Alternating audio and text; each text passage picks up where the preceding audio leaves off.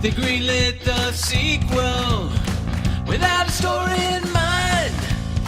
They just wanted to equal an unexpected gold mine. He said, oh no, as Heston said, I got to go. These are just some of the facts you ought to know as we go. Beneath the minute of the apes. Beneath the minute of the apes. Beneath the minute of the apes. The only good human is a dead human. Hello and welcome to Minute of the Apes, the daily podcast where we break down every minute of the Planet of the Apes movies 1 minute at a time. I'm Todd. It's Friday. It's Friday. I've got Richard and Sean. Happy Friday. Yay. Hey, everybody. So we are at the end of the week. We are on to minute 65. Sean, tell us what's going on with minute 65. We start minute 65 with a telepath saying we're a patient people and ends with a shot of the telepath with glasses. Let's take a listen to minute 65 of Beneath the Planet of the Apes. We're a patient people, but we are determined to know what the apes want, war or peace. Try to understand. The only weapons we have are purely illusion. You just imagine that he hurt you. Traumatic hypnosis is a weapon of peace. Like the visual deterrent. Or the sonic deterrent.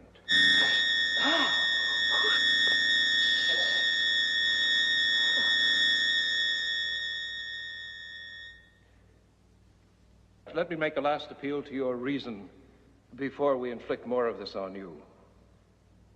These are weapons of peace, Mr. Brent. Like all our weapons. Mere illusions. Illusions. Damn your hypocrisy. Is that bomb out there, is that an illusion? All right, minute 65. We got 3 living humans, a psychor telepath, 4 dead humans, 1 dead ape, a shooter of ape, and a gaggle of humans. So here's my confusion. They're worried about the apes wanting war, and they thought that Brent was a spy for him.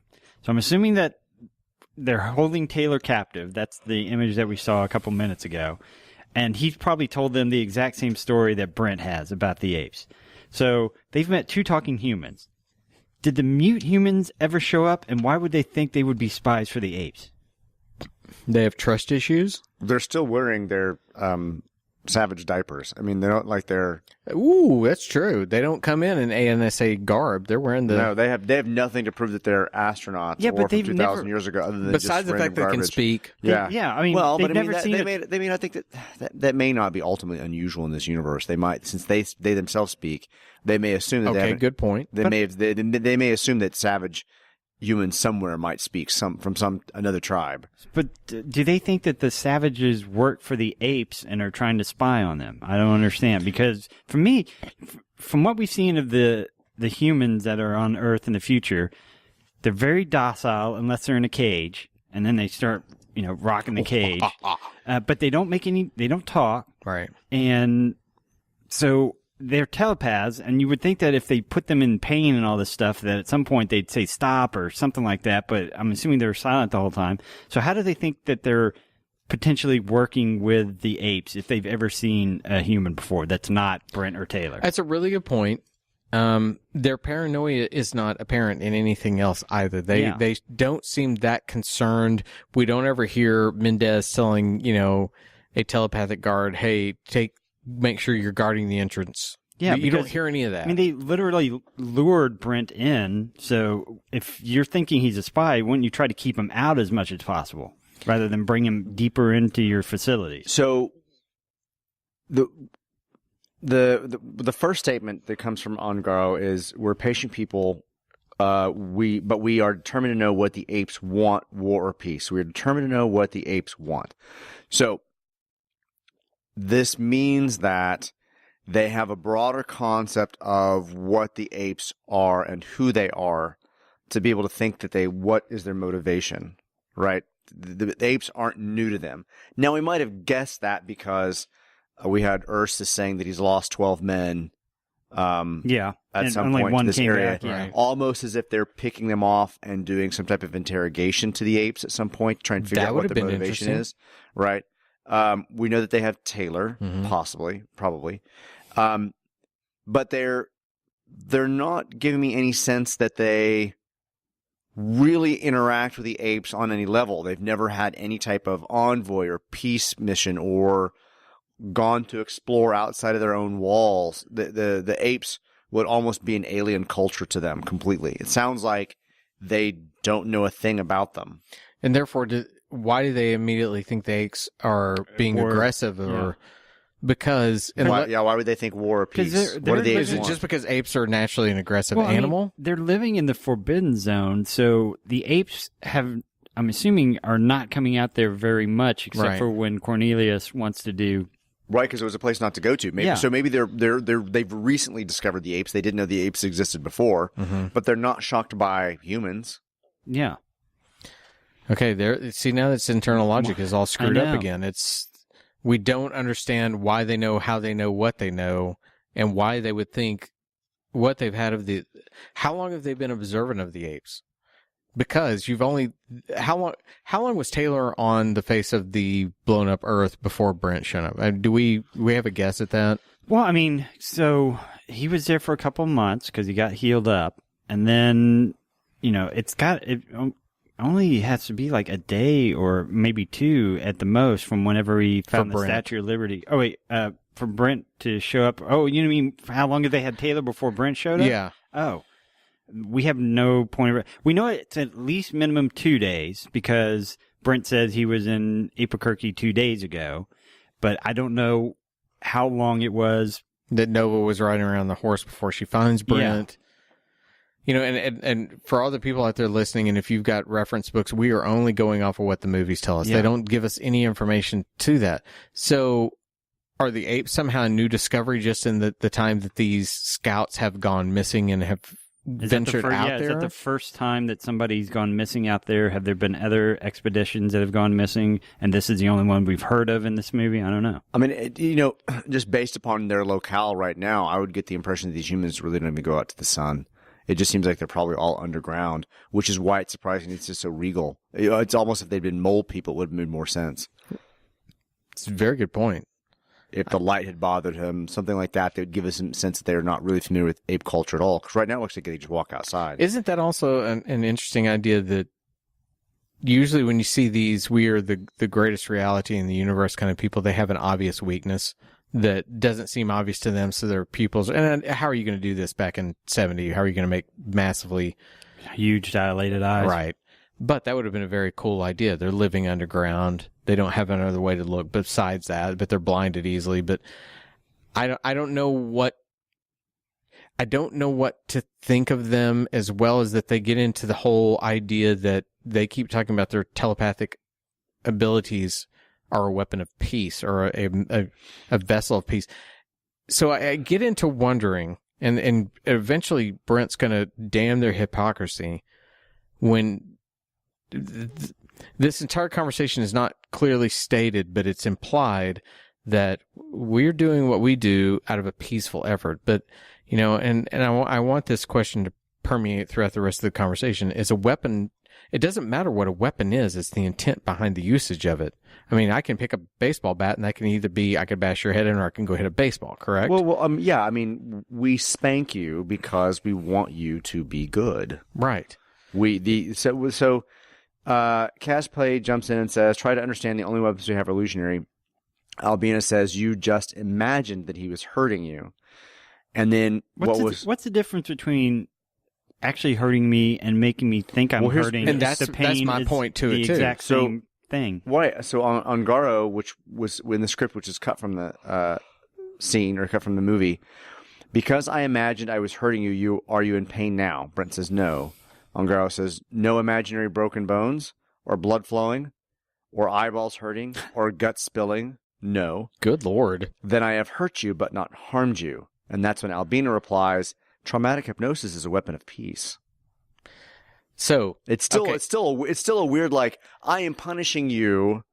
I've hurt you, but not harmed you is a very cool way of saying that. And I kind of dig that if they'd left that in, and if they'd allowed Brent to go, you people are, instead of the damn your hypocrisy, and I know he can't say you people are f***ed up. Semantics. Eat a bag of shit. But, I mean, to that point, he could have called, you can say you hurt me but not harmed me, but I am scarred nonetheless. What you've done is change me and ruin my, whatever it is, they need to be called more than your hypocrisy. Yeah. So there was I was going to go a little bit more slowly through the rest of the minute, but just this idea that the traumatic hypnosis is a weapon of peace, that it have hurt you but not harmed you. And then Casper says, like the visual deterrent, which caused this giant flame to pop up. Mm-hmm. That flame popping up gives us our sense that they use those also in the Forbidden Zone. Okay, and I was going to ask out of it. We got our flame bar that we didn't get in the beginning of the movie. Okay, so let's talk practicality. That was actually a flame bar, so that's why it looks more realistic. A flame bar being a gas jet that's put just out of the view of the bottom of the lens. I don't know. And flame because they bar were in the would have desert, maybe not on a stage, not on a studio a set. flame bar would have been infinitely less costly to do. I mean, seriously, all it is a stick with a metal rod with holes in it connected to a propane tank. Yeah, but when they shot that, they were in the desert. There might have been some fire concerns at that particular point. They may not. I don't know, but the a flame park bar may not allowed to put up to. But even a flame bar is not going to touch anything. Yeah, it's like you're taking the propellant jet out of your gas grill in the backyard and putting it just below the line of the lens and going.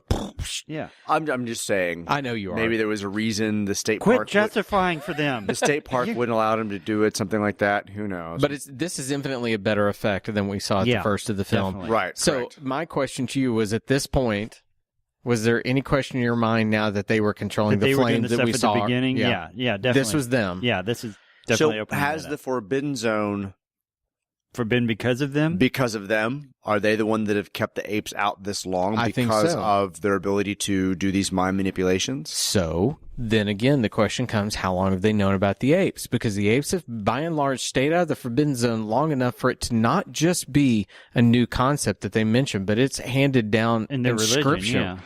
So are we in a situation We're asking where a lot of questions with no answers. But are we in Yeah. a situation where they have used, for 2,000 years, these humans have used that traumatic, whatever I called it, visual deterrent, a traumatic hypnosis and visual deterrent that have kept apes away, that is now part of ape culture, why they have to stay out, but now they're actually getting aggressive and moving in, and they've had 12 of them come in, and they realize this is not working anymore. Yeah, they may begin to see the weakness in what they do. I'm sorry, the couple People walking by, yeah. Well, the people that just walked by are also dressed very similarly, and it was just, I thought I was in a David Lynch movie for a moment. Sorry. Why do couples do that? I don't know. I don't do that. Do ever either of you do that? No. Well, this is what happens. I'll put a shirt on and a pair of shorts, and I'll walk out, and Chris has got the same color. I'm like, nope. Someone's changing. It's funny. Shelly and I went out the other day, and I did not notice until we were out shopping that she was wearing a baby blue shirt and khaki shorts, and I was like, shit. We were dressed exactly alike. I was like, This is not happening. I don't know how that happened, but no, that's just weird. So how long have they known if they are controlling enough of biblical proportions? This has been 2,000 years that has allowed the apes to evolve to create a religion that has a forbidden zone built into it, including maps, folklore, etc. So for them to be so unaware of the apes doesn't work again. Right. Yeah. Right. If they've been manipulating this for a while. If they have. Okay. So at this point, I'm going to throw in the prequels. Where the prequels do the whole unexplained thing of... Are you saying prequels as in the new movies? The Star Wars movies is Oh, actually what I'm I'm sorry, talking about. okay. The prequels to me are the prequels. Where in the prequels, when they say, apparently they know of our diminished ability to control the Force, and you're watching that movie, you're going, what? What is this? You've never told me about this. This is where the mutants should have said our ability to keep them out of the Forbidden Zone is diminishing. Weakening or something. Or their resistance is That growing. would have been worthwhile. Yeah, that exact conceit put in this context would have worked. But then that's what the sense that I was getting anyway when they're saying they're illusions. They're illusions. Yeah. They're illusions. We can't actually inflict damage or danger on them. We can't harm them. We can only scare. We can only scare them and hurt them. We can only do these things. Brent looked pretty much writhing in pain. So one of my favorite moments in comics is in Grant Morrison's new X-Men run, and Jean Grey and Emma Frost are having to defend the mansion against a kind of an invading